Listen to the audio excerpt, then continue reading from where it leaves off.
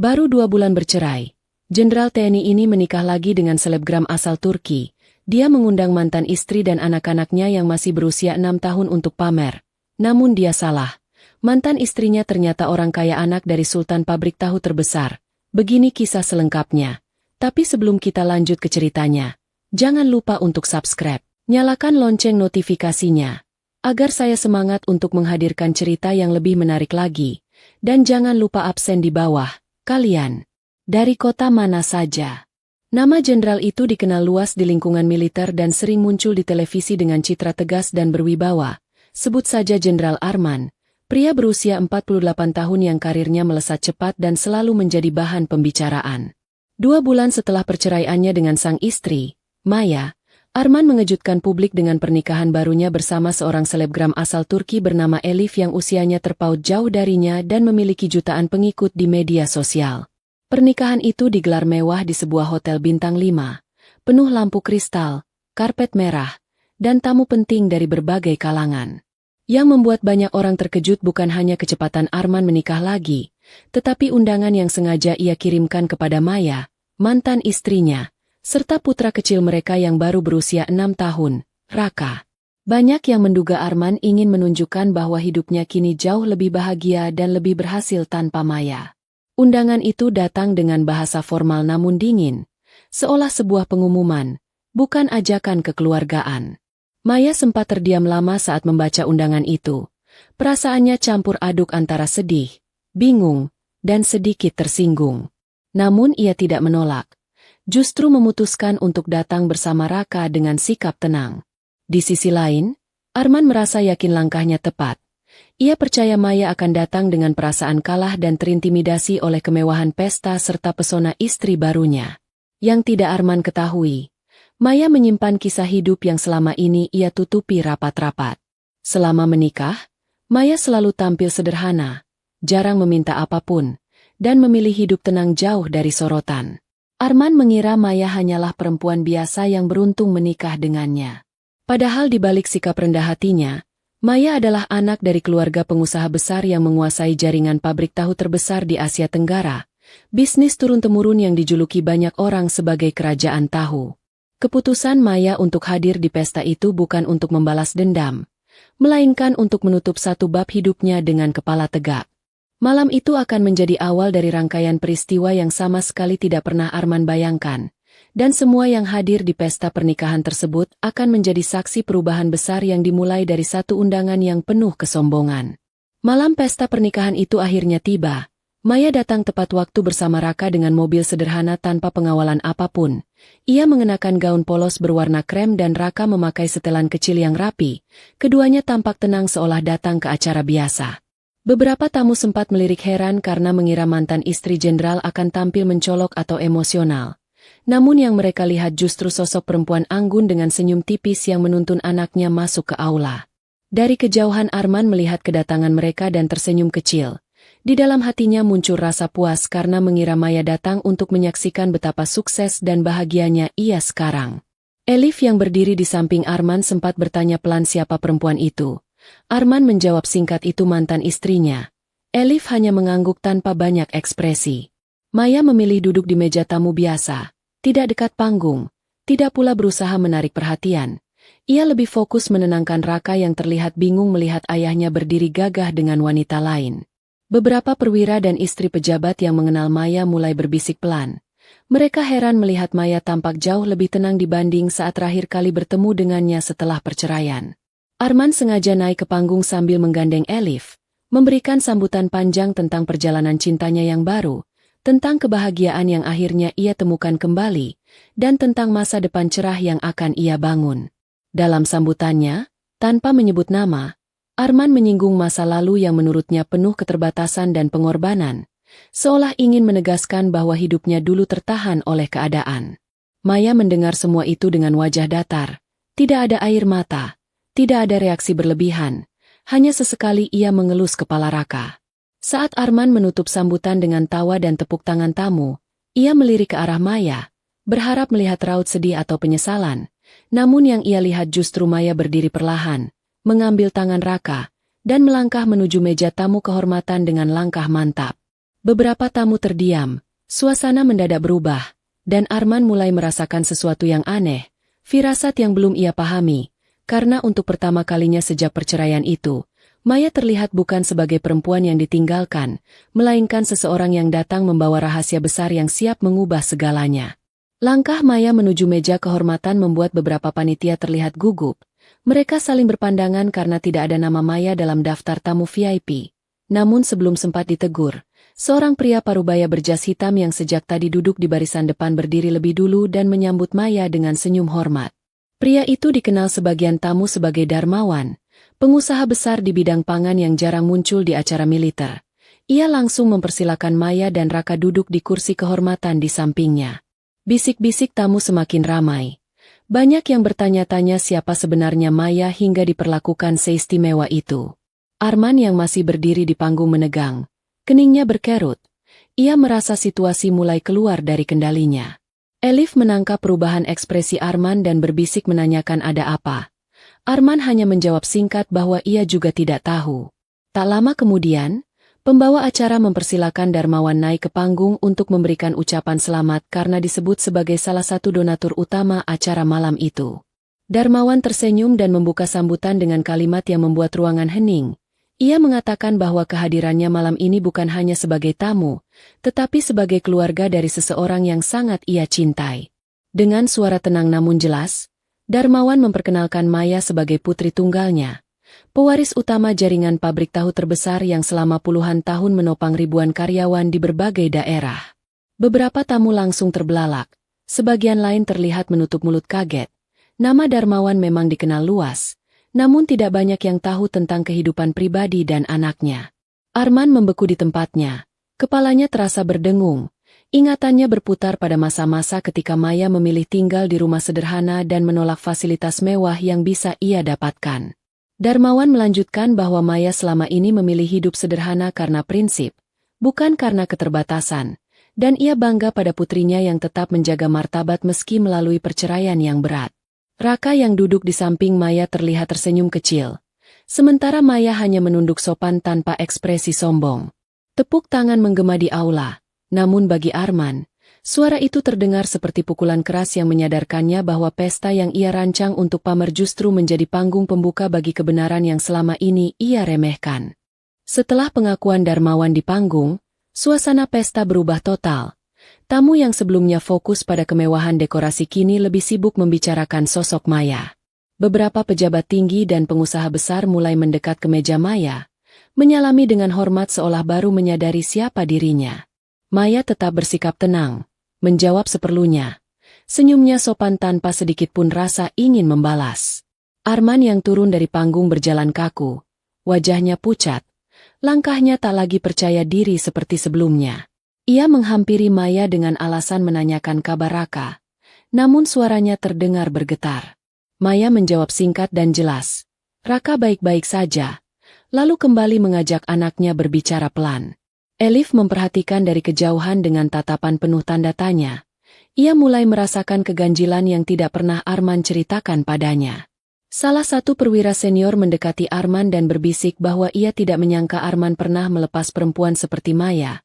Nada suaranya bukan mengejek, melainkan heran. Kalimat itu menusuk harga diri Arman lebih dalam dibanding tepuk tangan tamu tadi. Di sisi lain, Darmawan terlihat berbincang akrab dengan beberapa pejabat kementerian, membicarakan proyek pangan nasional dan kerjasama jangka panjang, seolah pesta pernikahan itu hanyalah latar belakang. Maya sesekali melirik Arman, bukan dengan marah atau sedih, melainkan dengan pandangan asing, seperti melihat seseorang yang pernah dikenal namun kini terasa jauh. Arman mulai menyadari bahwa undangan yang ia kirimkan dengan niat pamer justru membuka pintu bagi dunia yang selama ini ia abaikan. Malam itu, Elif akhirnya mendekati Maya dan memperkenalkan diri dengan bahasa Indonesia yang terbata. Maya menyambutnya ramah tanpa nada sinis. Sikap itu justru membuat Elif semakin canggung. Dalam hati Arman muncul perasaan menyesal yang tidak bisa ia ungkapkan, karena untuk pertama kalinya ia sadar, ia bukan hanya kehilangan seorang istri, tetapi juga kehilangan kesempatan untuk benar-benar memahami siapa Maya sebenarnya. Pesta terus berjalan namun bagi Arman waktu terasa melambat. Setiap senyum tamu kini seperti sindiran yang tak terucap. Elif yang duduk di sampingnya mulai bertanya lebih banyak tentang Maya dan Darmawan. Arman menjawab sekenanya namun pikirannya kacau. Ia teringat masa awal pernikahan mereka dulu, saat Maya menolak tinggal di rumah dinas besar dan memilih rumah sederhana dekat sekolah Raka. Saat Maya tidak pernah meminta perhiasan mahal atau ikut acara sosial istri pejabat. Arman dulu mengira itu karena Maya tidak terbiasa dengan dunia elit, bukan karena ia sengaja menahan diri. Di meja kehormatan, Darmawan bercerita pelan kepada Raka tentang pabrik tahu dan para pekerja yang memanggilnya kecil bos, membuat Raka tertawa polos. Pemandangan itu diam-diam diperhatikan Arman dengan dada sesak. Beberapa tamu mulai membandingkan sikap Maya yang tenang dengan Elif yang tampak kikuk menghadapi lingkungan baru. Bisik-bisik itu sampai ke telinga Arman meski tak jelas kalimatnya. Saat sesi foto dimulai, panitia tanpa sadar mengarahkan Maya dan Darmawan ikut dalam satu frame bersama pejabat penting. Arman yang melihat itu tak bisa berbuat apa-apa selain berdiri kaku. Elif mulai menyadari bahwa sorotan kamera malam itu tidak sepenuhnya tertuju padanya sebagai pengantin baru. Di sela keramaian, Maya berdiri dan pamit kepada Darmawan bahwa ia tidak ingin terlalu lama.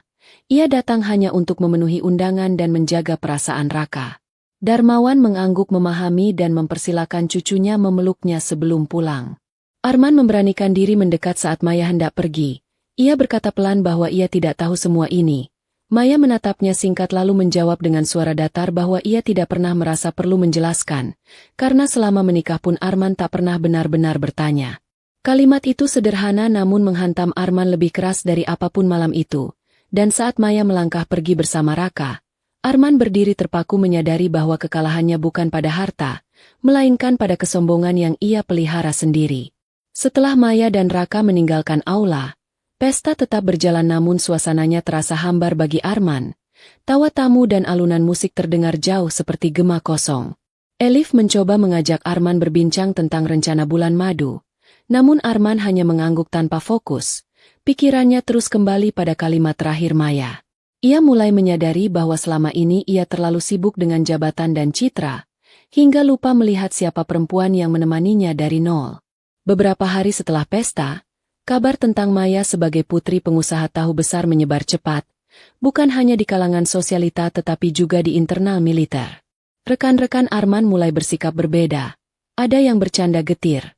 Ada pula yang diam-diam menilai keputusan Arman menceraikan Maya terlalu gegabah. Arman merasa posisinya tetap aman, namun wibawanya perlahan terkikis.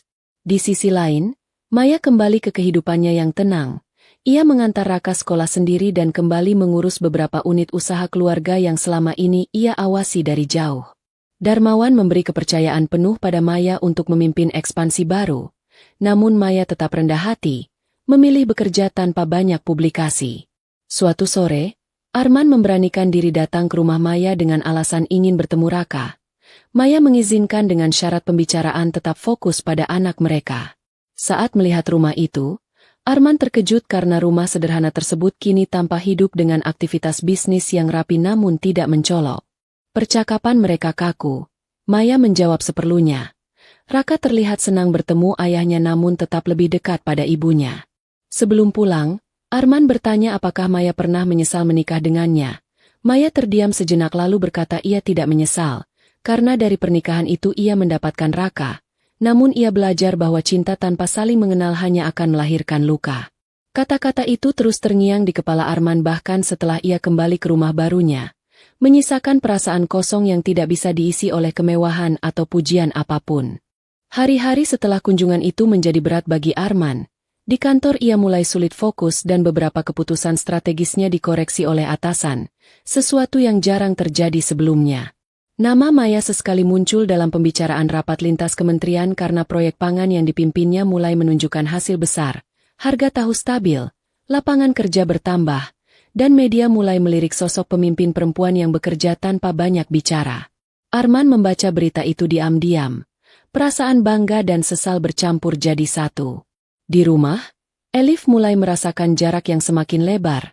Ia merasa menikah dengan pria yang pikirannya tertinggal di masa lalu. Elif mencoba bertanya jujur apakah Arman masih menyimpan perasaan pada Maya. Pertanyaan itu membuat Arman terdiam lama, dan diamnya justru menjadi jawaban yang menyakitkan bagi Elif. Sementara itu, Raka mulai sering bercerita tentang kakeknya dan pabrik tahu di sekolah. Membuat guru-gurunya kagum namun juga heran karena selama ini mereka mengenal Raka sebagai anak yang sangat sederhana. Maya tetap membimbing Raka agar tidak sombong dan mengajarinya bahwa kekayaan adalah tanggung jawab, bukan alat untuk meninggikan diri. Suatu hari, Darmawan mengajak Maya menghadiri Forum Nasional Pangan dan tanpa disangka Arman juga hadir sebagai perwakilan militer. Di ruangan itu, posisi mereka sejajar sebagai mitra strategis, bukan lagi pasangan lama. Saat mata mereka bertemu, tidak ada kemarahan, hanya kesadaran pahit bahwa jalan hidup mereka telah bercabang jauh. Dalam forum itu, Maya berbicara tegas dan jelas. Para peserta memberi tepuk tangan panjang, dan Arman merasakan kehilangan yang tak bisa ia ungkapkan. Ia sadar, jika dulu ia mau mendengar dan mengenal lebih dalam, mungkin cerita mereka akan berbeda. Namun waktu tidak pernah memberi kesempatan kedua untuk kesombongan yang sudah terlanjur melukai. Setelah forum nasional itu, posisi Maya semakin diperhitungkan. Beberapa media mulai mencoba menggali kisah pribadinya namun Maya menolak diwawancarai tentang masa lalunya dengan Arman. Ia memilih fokus pada pekerjaan dan membesarkan Raka dengan tenang.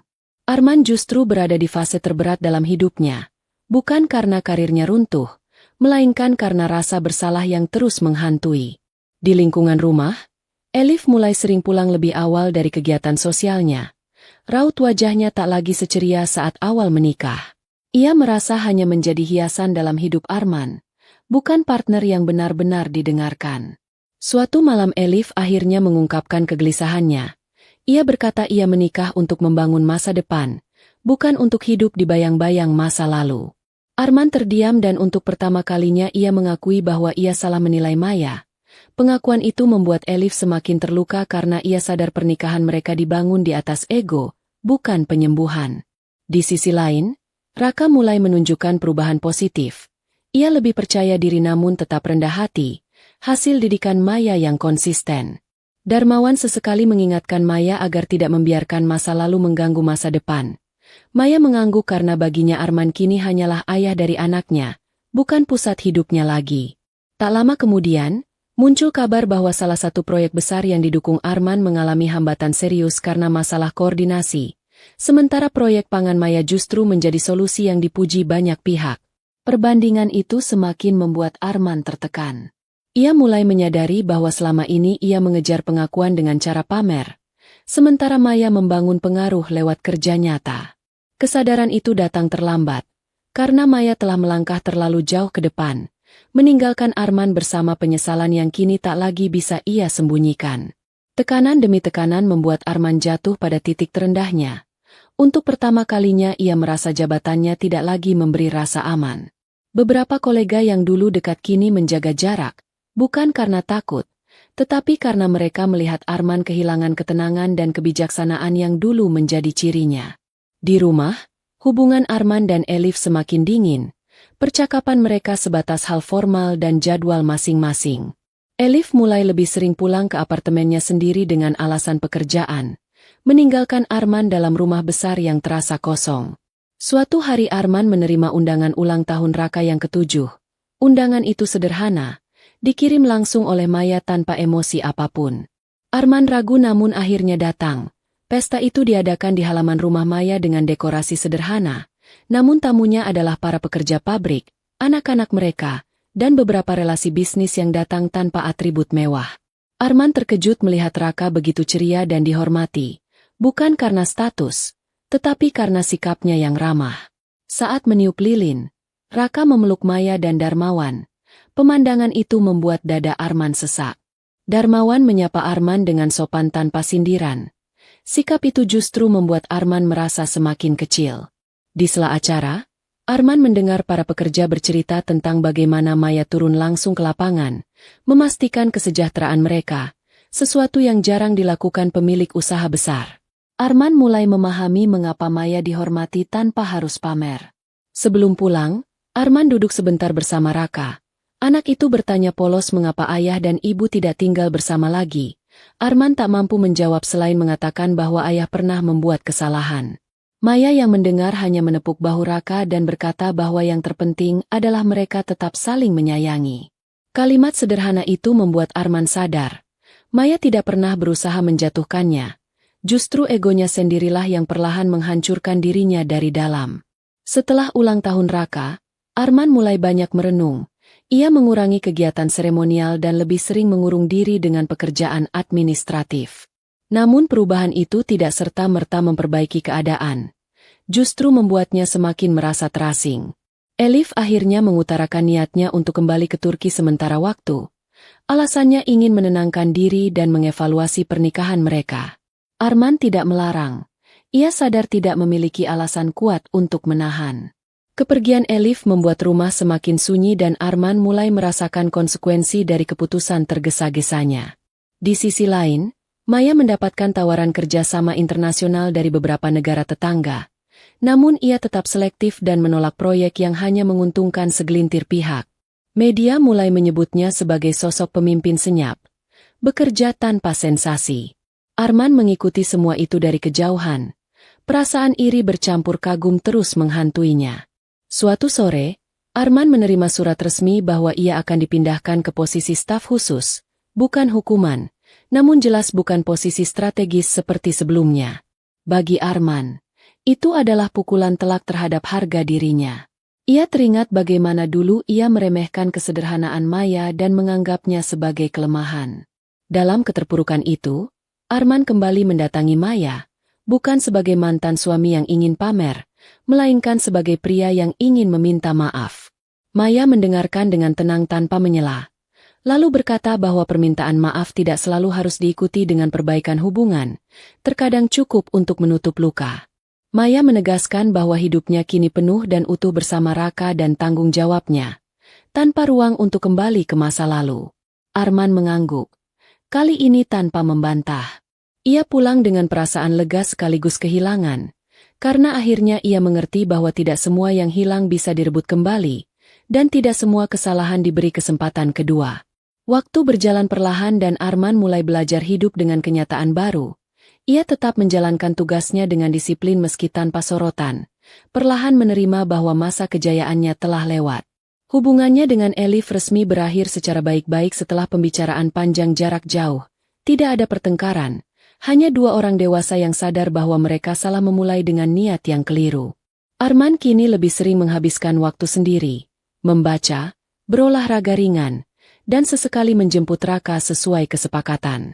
Bersama anaknya, Arman belajar tertawa lagi meski sederhana. Raka tidak pernah menjauh. Justru sering menggenggam tangan ayahnya tanpa bertanya macam-macam. Sikap polos itu perlahan menyembuhkan Arman. Di sisi lain, Maya semakin matang dalam perannya. Pabrik-pabrik tahu keluarga berkembang pesat namun tetap menjaga nilai kesejahteraan pekerja. Namanya mulai dihormati lintas generasi. Meski demikian, Maya tetap hidup sederhana, menolak pengawalan berlebihan dan tetap mengantar Raka sekolah sendiri. Suatu hari Arman melihat Maya di televisi memberikan pernyataan singkat tentang pentingnya kerendahan hati dalam memimpin. Kalimat itu terasa seperti pesan yang tidak disengaja namun tepat mengenai hidupnya. Arman tersenyum pahit namun kali ini tanpa penyesalan berlebihan, hanya penerimaan. Ia sadar Maya tidak pernah berniat mengalahkannya. Maya hanya menjadi dirinya sendiri. Di titik itu Arman mulai berdamai dengan masa lalu, berhenti menyalahkan keadaan dan mulai bertanggung jawab atas pilihannya. Ia menyadari bahwa kehilangan terbesar dalam hidupnya bukan jabatan atau harta, melainkan kesempatan untuk mengenal dan menghargai orang yang setia mendampinginya sejak awal. Kesadaran itu datang terlambat, namun cukup untuk mengubah cara pandangnya terhadap hidup yang tersisa. Tahun demi tahun berlalu dan kisah mereka perlahan mereda dari perbincangan publik. Namun pelajarannya tetap hidup di balik layar. Maya terus melangkah maju tanpa perlu membuktikan apapun. Ia membesarkan Raka dengan nilai kerja keras, empati, dan kesederhanaan, menjadikannya anak yang disukai banyak orang tanpa bergantung pada nama besar keluarga. Darmawan mulai menarik diri perlahan, menyerahkan tongkat estafet sepenuhnya kepada Maya dengan rasa bangga. Sementara itu Arman menjalani hidup yang jauh lebih sunyi namun jujur. Ia tidak lagi mengejar tepuk tangan, hanya berusaha menjadi ayah yang hadir dan manusia yang lebih rendah hati. Sesekali mereka bertemu dalam acara Raka, berbicara seperlunya tanpa canggung, tanpa luka lama. Tidak ada drama, tidak ada dendam, Hanya dua orang yang pernah salah memahami arti kebersamaan. Arman akhirnya mengerti bahwa kekayaan sejati bukanlah jabatan, pasangan baru, atau pesta mewah, melainkan kemampuan menghargai orang yang setia di saat hidup belum gemerlap. Undangan yang dulu ia kirim untuk pamer justru menjadi titik balik terbesar dalam hidupnya, membuka matanya tentang kesombongan dan kehilangan. Maya tidak pernah menang dengan cara menjatuhkan. Ia menang dengan tetap menjadi dirinya sendiri. Dan Arman, meski terlambat, akhirnya belajar bahwa hidup selalu memberi pelajaran, namun tidak selalu memberi kesempatan untuk mengulang. Kisah ini pun berakhir tanpa sorak-sorai, hanya dengan keheningan yang menyimpan makna, bahwa kesederhanaan, ketulusan, dan rasa hormat adalah hal yang paling mahal, dan seringkali baru disadari ketika semuanya sudah terlambat. Baru 2 bulan bercerai, Jenderal TNI ini